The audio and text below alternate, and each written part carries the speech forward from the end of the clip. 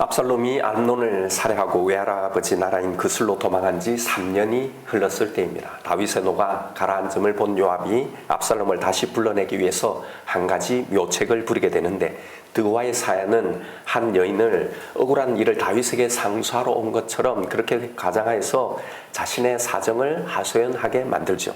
이 여인이 다윗에게 하소연한 이야기는 이렇습니다. 자신의 남편은 이미 죽었고 두 아들만 남았는데 이들이 들에 나가서 다투다가 형이 동생을 죽였다는 겁니다.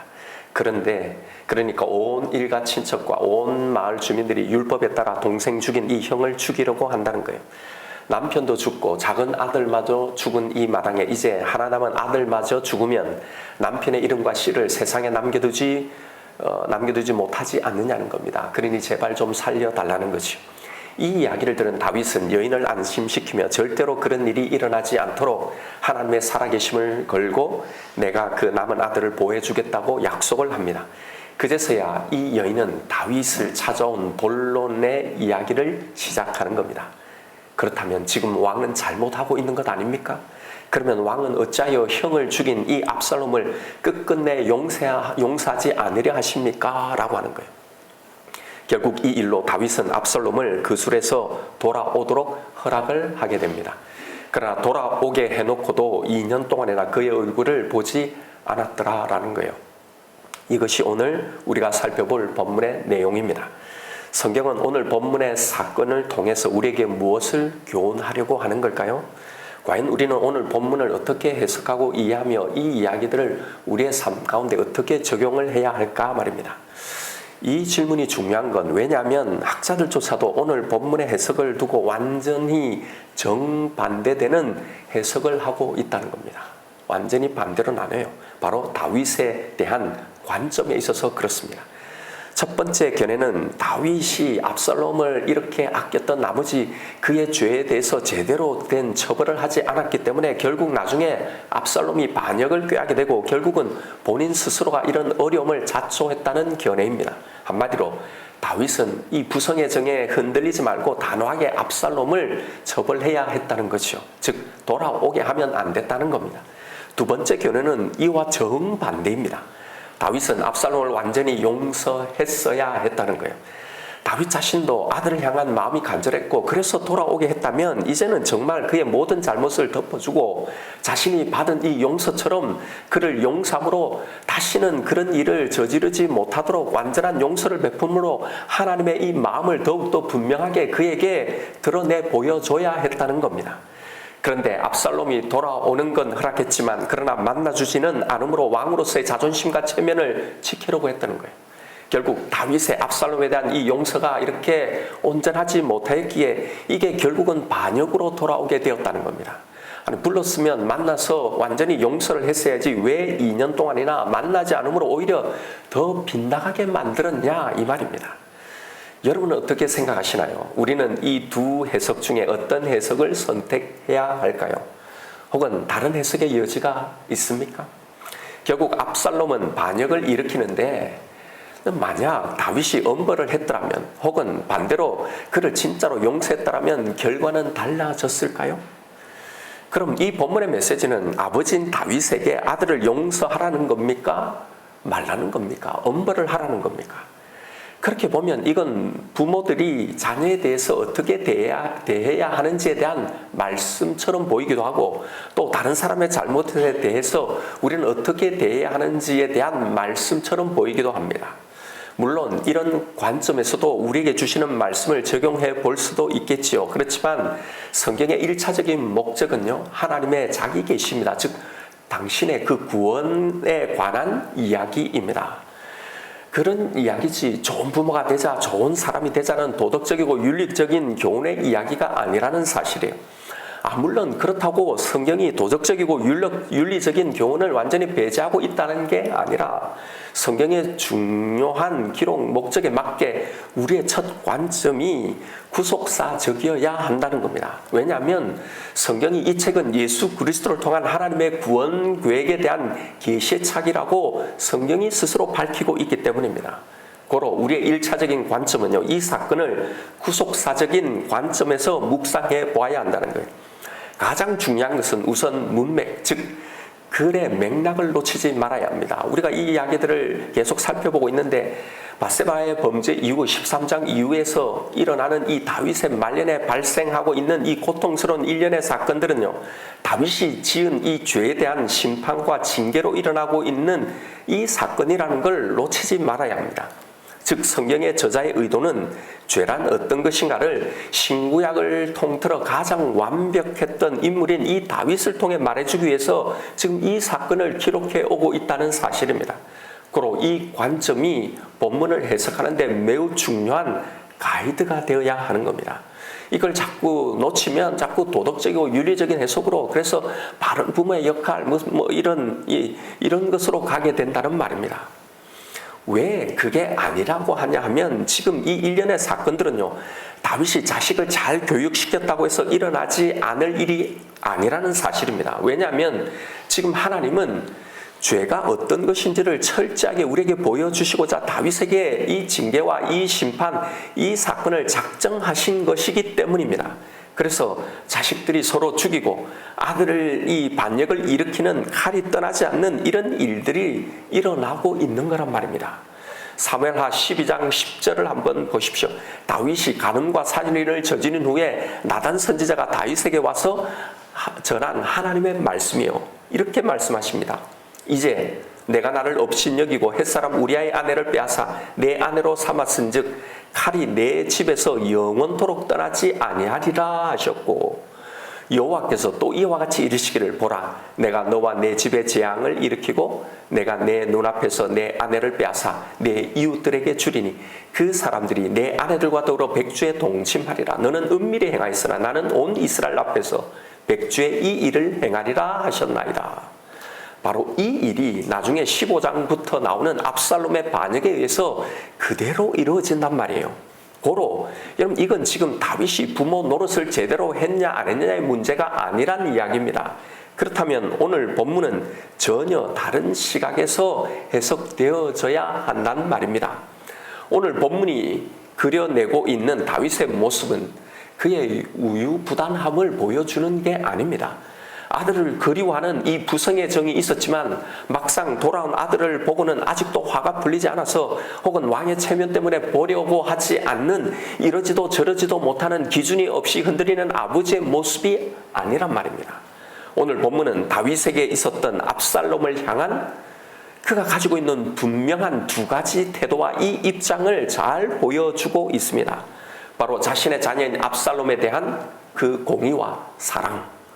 다윗은 이 두 가지 태도를 분명하게 하고 있다는 사실입니다. 본문은 이것을 정확하게 표현해 놓고 있는 거예요. 오늘 본문 14장 24절을 보십시오. 왕이 이르되 그를 그의 집으로 물러가게 하여 내 얼굴을 볼 수 없게 하라 하며 압살롬이 자기 집으로 돌아가고 왕의 얼굴을 보지 못하니라. 여기서 내 얼굴을 볼 수 없게 하라, 이것의 원어적인 의미는요, 당분간 내가 보지 않겠다는 게 아니에요.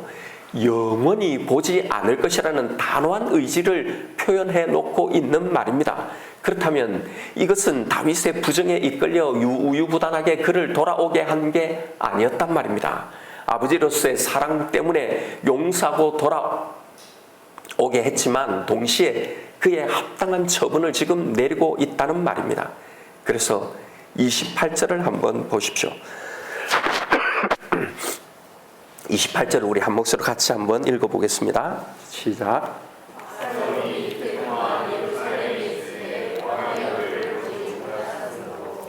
여기에 예루살렘에 있으되라는 이 단어는요, 일시적인 체류의 단어가 아니라 장기간의 거주를 말하는 거예요. 영원한 거주를 나타내는 동사입니다. 압살롬은 원래 바알 하솔이라는 지역에 자신의 집과 재산을 가지고 있었단 말입니다. 그런데 왜 그곳에 가지 않고 예루살렘에 2년씩이나 머물러 있었을까요? 이건 일종의 연금 상태를 의미하는 겁니다. 이게 바로 압살롬이 2년 동안 아버지 다윗을 보지 못하는 것에 대해 못마땅하게 생각했던 이유였던 겁니다. 그래서 요압에게 자꾸 이걸 해결하라고 요구를 했던 거예요. 아니, 돌아오게 했으면 이제 예전처럼 왕자로서 자유롭게 왕자다운 권력과 자유권을 줘야 하지 않느냐는 거죠. 이제 왕세자인 암논이 없는 이 상태에서 당시 실질적으로 자기 왕위에 거론될 만한 위치인데 이렇게 2년 동안이나 아무것도 할 수 없도록 연금을 해버린 것에 대해 불만을 품고 있었던 겁니다. 그런데 많은 사람들이 다윗의 이 처신을 비난합니다. 죄에 대해서 확실하게 매듭짓지 못했고 율법과 부성의 이 정사에서 애매한 처신이 나중에 화를 자초했다고 하는 거예요. 이것에 있어서 14장 29절의 우리말 해석은 약간의 오해를 불러일으키기만 합니다. 이게 보면 다윗 왕의 마음이 압살롬을 향하여 간절하니 암논은 이미 죽었으므로 왕이 위로를 받았음이더라. 이 애매한 번역이 다윗을 부정에 이끌려서 지금 이러지도 저러지도 못하는 우유부단한 아버지로만 비춰지게 만들고 있습니다. 원문의 의미를 살려 번역하면요, 여기서 암논은 이미 죽었으므로 왕이 위로를 받았다는 이 말은 이미 그가 죽었으므로 이제 시간이 지남에 따라 그의 죽음에 대해서 이제 조금은 그 상한 마음이 차츰 나아졌다라는 뜻입니다. 그래서 압살롬에 대한 그의 분노가 수그러들었다라는 이 말입니다. 다윗에게는 하나님의 대리자인 왕으로서의 공의도 있었고 아버지로서의 사랑도 있었음을 보여주고 있는 겁니다. 그래서 우리는 여기서 다윗에게서 공의와 사랑 이 사이에 갈등하고 있는 이 왕과 아버지로서의 이 모습을 볼 수 있어야 하는 거예요. 2년간이나 가택연금을 하고 얼굴을 보지 않는 것 이 자체가 얼마든지 징계일 수가 있는 겁니다. 그리 죄를 지었으니 영원히 보지 않겠다는 바로 이 공의를 말하는 거예요. 원래 영원한 징계였잖아요. 이게 그가 취한 이 공의의 태도란 말입니다. 그런데 오늘 본문의 이 사건으로 인해서 이제 용서의 입맞춤을 해서 그를 용서하고 이제 받아들이고 있는 겁니다. 그리고 여기서의 문제는요, 다윗이 아니에요. 압살롬에게 있는 겁니다. 아까 말씀드렸다시피 이 사건들은 하나님의 징계 일환으로 일어나는 일들이라고 했습니다. 다윗이 잘 처리를 했더라면 아무 일도 압살롬의 반역도 일어나지 않았느냐? 아니란 말이에요. 우리가 본문에서 주목해야 할 것은 다윗의 처신이 아니라 그것보다 우리가 더 주목해야 할 내용은 하나님의 구속사적인 메시지입니다. 이 이야기 속에 담겨있는 구원의 이야기예요. 과연 이걸 통해 뭘 말씀하시려고 했을까 하는 겁니다. 먼저 본문을 묵상하면서 우리가 염두에 두어야 하는 것은요, 여기에 등장하는 드고아의 여인이 한 이 이야기가 무엇에 관한 이야기인지 살펴보아야 합니다. 여러분 혹시 감이 오시나요? 형제가 들러 나갑니다. 거기서 형이 아우를 죽인 거예요. 14장 11절을 보십시오. 이 비유를 다윗에게 들려주면서 이 여인은 다윗에게 매우 의미심장한 한마디를 합니다.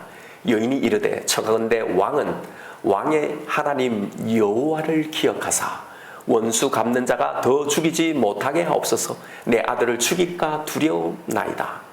내 아들이 죽지 않게 해달라고 하면서 여기 생뚱맞게 갑자기 하나님을 기억해라는 거예요. 하나님을 기억해서 원수 갚는 일이 일어나지 않게 해달라는 겁니다. 그러면서 또 다른 말도 합니다. 14절 중반절입니다. 하나님은 생명을 빼앗지 아니하시고 방책을 베푸사 내 쫓긴 자가 하나님께 버린 자가 되지 아니하게 하시나이다. 하나님이 생명을 빼앗지 않고 어떤 방책을 베푸사 내 쫓긴 자를 버리지 않으셨다라는 겁니다. 지금 이 여인이 다윗에게 무슨 이야기를 지금 넌지시 하고 있는 것 같지 않나요? 예, 바로 가인의 이야기를 하고 있는 거예요. 가인이 하나님에게 한 그 요청과 그에 대한 하나님의 이 방책을 이야기하고 있는 겁니다. 창세기 4장 14절에 보면 동생을 죽인 가인이 하나님께 하소연합니다. 이 여인의 이야기와 어떻게 닮아 있는지를 잘 보십시오.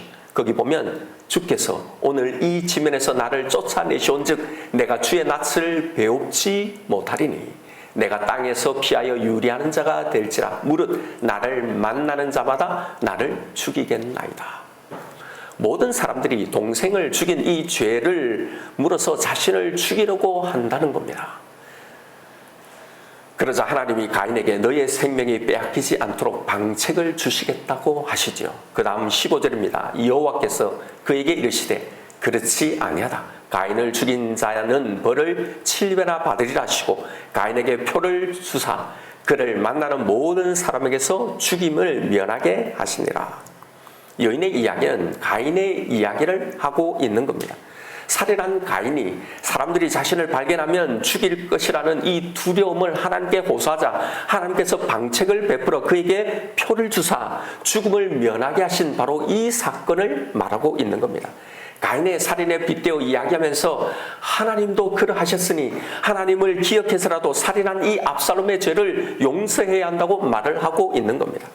오늘 본문이 바로 인류 최초의 범죄와 연결되어 있기에 이 사건을 다윗의 처신에 대한 것으로 해석하면 그래서 안 된다는 거예요. 혹자의 주장처럼 만약 압살롬을 죽이지 않았다는 것이 다윗의 잘못이었다면 가인을 죽이지 않고 용서하신 하나님의 처분은 그럼 어떻게 해석해야 하는 이 문제가 발생하죠. 오늘 본문은 다윗을 통해 공의와 사랑을 함께 품고 계신 그 하나님의 모습을 그려내주고 있는 겁니다. 형제를 죽인, 그래서 그도 죽어 마땅한 죄인임에도 그 자녀를 사랑하는 이 아버지의 마음, 바로 다윗의 마음과 이 상황을 통해 죄인인 우리를 향한 하나님 아버지의 마음을 유비해 놓고 있는 거란 말이에요. 그리고 이제 이 이야기의 포커스는 이런 하나님의 사랑을 받은 그 압살롬에게로 넘어가 있는 겁니다. 그리고 여기서 우리가 봐야 할 것은요, 하나님의 용서와 그 용서를 받아들인 바로 그 인간의 반응들입니다. 이걸 이야기하려고 하는 거예요. 왜요? 여기에 나타난 다윗이 하나님이고 압살롬의 반응, 그의 모습이 바로 인간인 우리의 모습을 상징하고 있기 때문입니다. 하나님은 당신의 공의를 이루기 위해 자신을 직접 대가로 지불하고 우리를 용서하셨지만 인간은 또 다른 죄를 깨함으로 그 용서를 배반하고 있는 겁니다. 이것이 본문에서 압살롬을 통해 보여주고 있는 인간들의 모습이요, 바로 이 이야기를 하고 있는 겁니다. 용서받은 압살롬이 결국 행한 것이 무엇이었습니까? 받은 용서에 대한 감사가 전혀 아니었습니다. 그에게는 감사의 모습이 전혀 보이지 않습니다. 오히려 짜증을 내고 화를 내며 불만족스러워하는 겁니다. 사무엘하 14장 32절입니다. 2년 동안 연금 상태에 있자 화가 난 압살롬이 요압의 밭에 뒤에 보면 이제 불을 지르고 요압에게 항의하는 장면이 나오는 거예요. 32절부터 우리 한 목소리로 같이 읽어보겠습니다. 시작.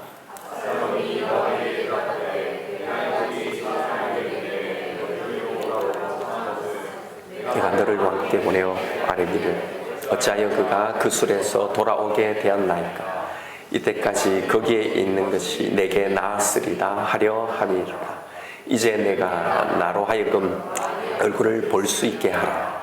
내가 만일 죄가 있으면 왕이 나를 죽이시는 것이 옳으니라 하는지라. 여러분, 지금 이 말을 하고 있는 압살롬의 이 태도를 보십시오. 내가 만일 죄가 있으면 왕이 나를 죽이시는 것이 옳으니라. 여러분, 이게 무슨 의미입니까?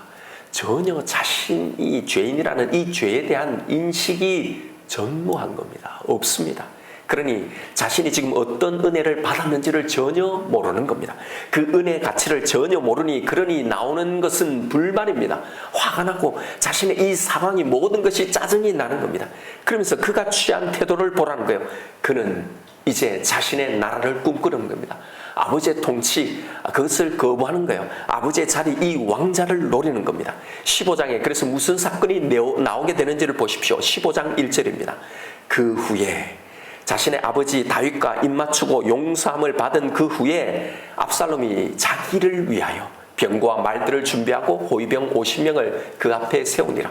압살롬이 일찍이 일어나 성문 길 옆에 서서 어떤 사람이든지 송사가 있어 왕에게 재판을 정하러 올 때 그 사람을 불러 이르되 너는 어느 성읍 사람이냐 하니 그 사람의 대답이 종은 이스라엘 아무 지파에 속하였나이다 하면 압살롬이 그에게 이르기를 보라, 내 일이 옳고 바르다마는 네 송사를 들을 사람을 왕께서 세우지 아니하셨다 하고, 지금 압살롬의 말은 다윗은 당신들이 지금 이렇게 억울한 이 사정, 이런 것에 관심이 없다라고 이야기하는 거예요. 4절에 압살롬이 이르기를 내가 이 땅에서 재판관이 되어서 누구든지 송사나 재판할 일이 있어 내게로 오는 자에게 내가 정의를 베풀기를 원하노라 하고, 사람이 가까이 와서 그에게 절하라 하면 압살롬이 손을 펴서 그 사람을 붙잡고 그에게 입맞추니 이스라엘 무리 중에 왕께 재판을 청하러 오는 자마다 압살롬의 행함이 이와 같아서 이스라엘 사람의 마음을 압살롬이 훔치니라. 다 왕에 관한 것들을 왜곡시키며 자기에게 이끌게 만드는 겁니다. 7절에 4년 만에 압살롬이 왕께 아뢰되 내가 여호와께 서원한 것이 있사오니 청하건대 내가 헤브론에 가서 그 서원을 이루게 하소서. 이렇게 4년 만에 드디어 반란을 일으키는 거란 말이에요. 아버지의 통치가 아니라 자신이 다스리는 자기 나라를 만들고 있는 겁니다. 여러분, 이게 아무리 많은 세월이 흘러도 그렇게 하나님의 사랑을 아무리 많이 받아도요, 그렇게 하나님이 참고 인내해 주셔도 변하지 않는 인간들, 바로 우리들의 모습이라는 겁니다. 오늘 본문이 소환하고 있는 인류 최초의 이 동일한 사건을 보라는 겁니다. 인류 최초의 살인을 범하고도 용서받은 가인이 결국 행한 것이 무엇이었냐 하는 거예요. 결국 하나님을 떠나 에녹이라는 성을 쌓고 자기 왕국을 건설해서 하나님의 뜻과 반하여 세상 문화를 건설하면서 그 속에 왕국으로 군림하며 살아간 거잖아요. 결국 영원히 하나님을 떠나 망하는 길을 가게 되었단 말입니다. 용서받은 압살롬도 하나도 변하지 않고 똑같더라는 겁니다. 여러분, 이게 모든 인간의 모습이에요. 압살롬은 가인의 사건에서 가인을 보여주신 이 하나님을 배반하고 자신의 죄가 뭔지를 모르는 화인 맞고 타락한 이 인간의 모습을 보여주고 있는 겁니다. 그렇게 은혜를 받았으면서도 그것이 도대체 무슨 은혜인지, 내가 어떻게 이런 은혜, 어떻게 받은 은혜인지를 도무지 모르고 자기가 어떤 존재인지를 모르고 지금 내 뜻대로 내 생각대로 해주지 않는다고 원망하고 화를 내고 분노하면서 결국 그 아버지의 사랑에 반역하여서 자기 나라를 만들려고 하는 이 압살롬의 모습입니다. 바로 이것이 오늘 본문을 통해 드러내고 있는 하나님의 그 큰 은혜와 용서를 받은 인간의 모습입니다. 이 모습이 누구의 모습인지를 보라고 성경은 우리에게 영의 거울을 제시해 놓고 있는 거예요. 바로 이 이야기입니다. 결국은 우리도 왕이 되기를 원하죠. 늘 하나님 앞에서 반역을 꾀합니다. 하나님의 섭리, 하나님의 나를 다스리는 통치, 그의 인도하심을 탐탁치 않게 생각합니다. 당신의 주인이라고 왕이라고 고백한다고 얼굴을 땅에 닿도록 엎드려 절해 놓고 뒤에서 반역을 꾀하는 거예요. 받은 용서와 은혜에 대한 감사함과 감격함들이 이런 점점 내 속에서 혹시 사라지고 있지는 않나요? 지금의 내 상황이 온통 불만족스럽고 화가 나고 짜증이 나고 결국은 배은의 반역을 꾀하고 있지는 않나요? 하나님은 내 사정에 관심이 없는 것 같다고, 차라리 다른 걸 의지하는 것이 더 나을 것이라고 하나님을 향한 내 마음의 영역들을 훔쳐내어서 사단에게 바치고 세상에 바치고 나 자신에게 바치고 있지 않느냐 말입니다. 하나님 대신에 왕의 자리에, 주인의 자리에 앉히려는 그것이 무언지를 한번 보십시오. 바로 그것이 우리 속에 있는 또 다른 압살롬의 모습이며 배반, 배은의 반역이란 말입니다. 받은 사랑과 용서에 대한 배은과 보은은 정반대의 반응입니다. 우리가 하나님께 어떻게 하는 것이 배은이고 어떻게 하는 것이 보은일까요? 배은은 무엇일까요? 오늘 본문이 보여주는 바로 압살롬의 반응입니다. 감사하지 못하는 마음, 그 속에 감사가 전무한 마음, 그렇게 살아가는 그 삶이 바로 배은입니다. 사실 여러분, 이게 얼마나 큰 은혜입니까? 하나님께서 우리에게 베풀어 주신 것이 무엇인지를 진정 가슴 깊이 깨닫는 사람이라면, 진짜 하나님의 은혜를 믿는 사람이라면, 복음을 진짜 제대로 아는 사람이라면 감사할 수밖에 없는 거잖아요. 우리에게 나오는 반응은 이것밖에 없는 거잖아요. 그런데 그걸 도무지 모르니 감사가 아니라 서운함이, 불평이, 불만이 더 많은 자리를 차지하는 겁니다. 여러분 한번 보십시오. 결국 그것이 무엇을 만들어내는지요. 결국 나를 고통스럽게 하고 나를 힘들게 하는 겁니다. 하나님이 나에게 주신 이 놀라운 은혜와 능력을 하나님을 이렇게 믿는다고 하면서 전혀 이것을 누리지 못하게 만드는 겁니다. 고로 여러분, 배은은요, 거창하게 대단한 악을 저지른 일, 그렇게 하는 것만이 배은이 아니라 하나님의 은혜를 잊어버리고 사는 게 바로 배은입니다. 그 은혜의 가치를 생각하지 않는 거예요. 우리의 모든 문제 발생은 바로 여기서 시작이 되는 겁니다. 우리의 내 삶의 기쁨이 다 사라지고 만족과 기쁨, 살아갈 이런 모든 열의들이 사라진 그게 다 이 이유입니다. 인간은 하나님의 은혜를 차버리고 자기가 왕이 되는 길을 갔던 겁니다.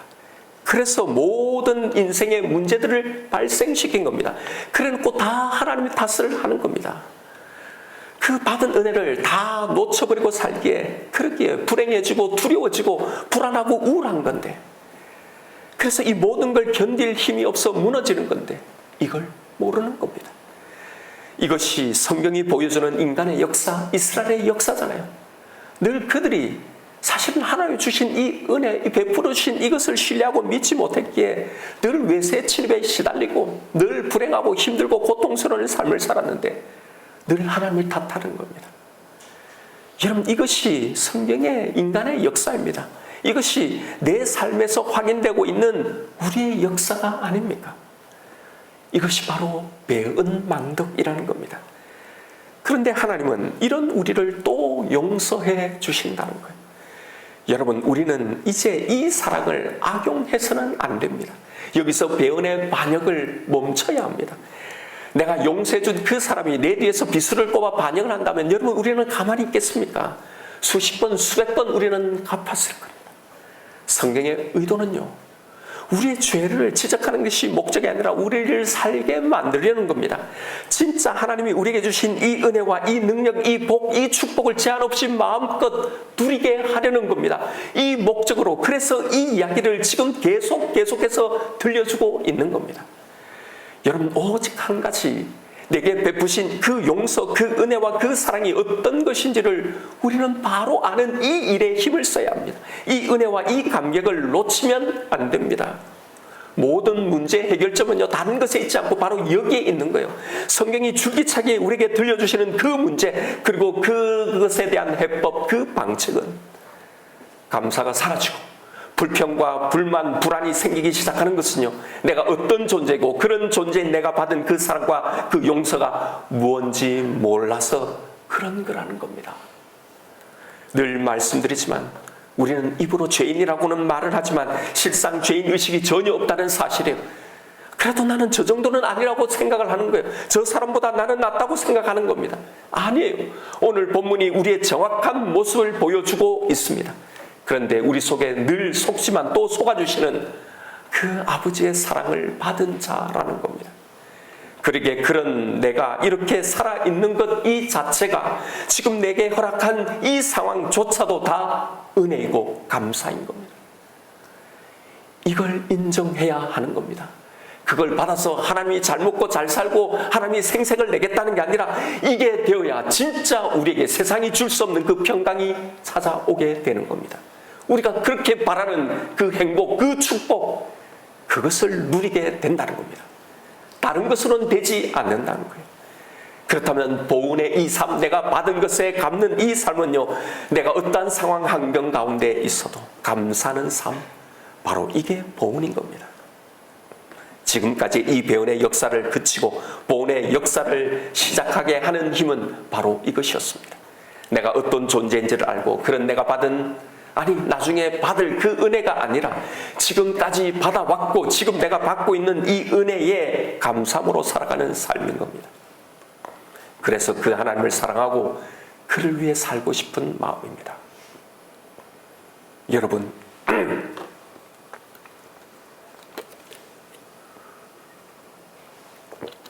우리의 삶을 바꾸는 결단과 실천은요, 내 속에서 내 힘에서 나오는 게 아닙니다.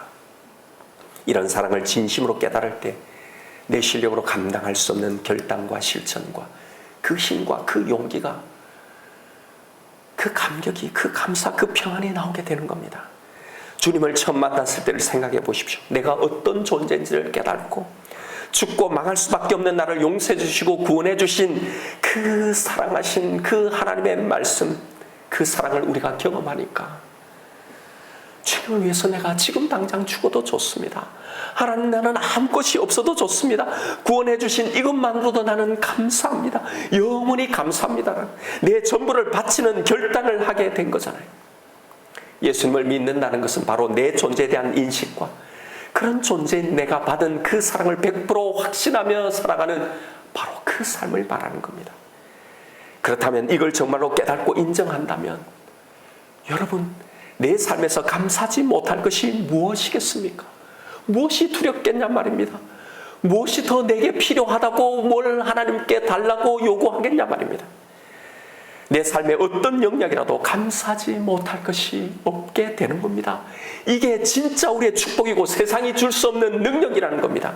늘 반역을 도모하는 우리의 이 악한 모습을 오늘 본문을 통해 고발하고 있는 것은 좌절하라고 하시는 말씀이 아닙니다. 그런 우리를 여전히 사랑하시고 용서하시는 그 하나님의 사랑을 신뢰하라는 거예요. 여기서만이 우리의 신앙의 힘이 나오는 것이고 여기에서만 나와야 하는 겁니다. 이것만이 진짜 우리를 살게 하는 진짜 능력인 겁니다. 늘 똑같은 이야기, 계속 반복되는 이야기라고 생각하지 말고요. 늘 똑같은 말이라고 하면서 실제로 그렇게 한 번도 하며 살지 않잖아요. 그러니 지금 현재 내 상황과 내 문제는 아무것도 해결되지 못한 채 그대로 있는 겁니다. 늘 복을, 하나님의 은혜를, 그 행복을, 그 확신과 그 평강을 원하면서도 결코 누리지 못한다는 겁니다. 왜요? 하나님이 해결하라고 주신 바로 이 방책, 우리를 능히 살게 하고 우리를 모든 것을 이기게 하는 이 참된 능력의 이 길을 우리가 가지 않기 때문입니다. 여러분, 성경의 이 방책, 우리를 진짜 살게 만드는 이 방법, 이 길을 가십시다. 다른 것이 아니라 이것만이 우리의 모든 것을 해결하는 길입니다. 지금 나의 상황, 내 문제 속에서 다른 일을 하지 말고 우리에게 주신 이 방법에 집중하십시오. 그래서 하나님의 이 말씀 그대로 내가 어떤 존재인지를 깨닫고 내가 받은 은혜가 무엇인지를 진짜 깨달음으로 그 사랑을 진심으로 누리시는, 그래서 감사가 충만한 그 어떤 것도 두렵지 않고 바라지 않는 그 보은의 감사의 삶을 살아가시는 저와 여러분 우리가 되기를 주님의 이름으로 축원드립니다. 이 시간 오늘 주신 말씀 붙들고 우리 기도하십시다. 여러분, 우리는 오직 주의 은혜로 지금 이 자리 여기에 서 있는 것입니다. 그런데 우리는 왜 내 삶의 대부분이 이렇게 만족스럽지 못할까요? 왜 이렇게 온통 불만투성이고 화가 나고 짜증이 나고 모든 게 이렇게 힘들까요? 압살롬의 모습을 통해 우리에게 그 원인을 들려주시는 겁니다. 죽어 마땅한 죄인임에도 용서하고 다시 돌아오게 해주셨음에도 그는 그것이 전혀 고맙거나 감사하지가 않았습니다. 오히려 왜 내가 이런 대우를 받아야 하냐고 화를 냅니다. 여러분, 이게 하나님을 향한 나의 모습이 아닌지를 보세요. 현재 내가 이런 모습으로 살고 있다면 우리는 배은의 삶을 살아가고 있는 겁니다. 그래서 내 삶의 어떤 것 하나에도 감사할 수가 없는 겁니다. 그래서 우리는 행복할 수가 없는 겁니다. 이 모든 것의 이유, 그리고 이 모든 것을 다시 완전히 회복하고 바꿀 수 있는 방책도 바로 여기에 있는 겁니다. 우리가 뭘 이렇게 해달라고 요구할 수 있는 자격이 있습니까? 그걸 알지 못하기에 감사가 없고 원망하고 불평이 있는 겁니다. 우리가 해야 할 일은요, 감사함으로 하나님의 그 일하심을 경험하며 찬양하는 겁니다. 감사가 회복되면 이게 가능해져요.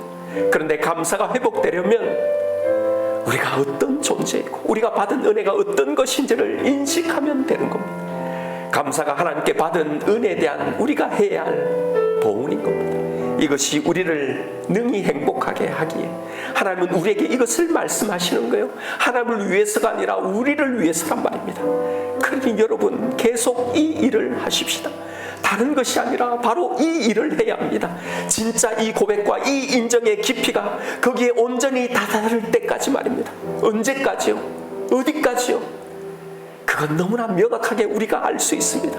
정말 모든 것이 감사하게 질 때가 우리의 이 고백과 이 인정이 거기에 다다른 겁니다. 그러면 진짜 그 무엇도 두렵지 않고 그 무엇도 바라지 않는 온전한 감사, 온전한 만족, 온전한 평강의 삶을 살아가게 되는 겁니다. 이 시간 나에게 주신 말씀이 있을 겁니다. 우리 이 말씀 붙들고 우리 주님 이름 부르며 하나님 앞에 기도하며 나아가십시다.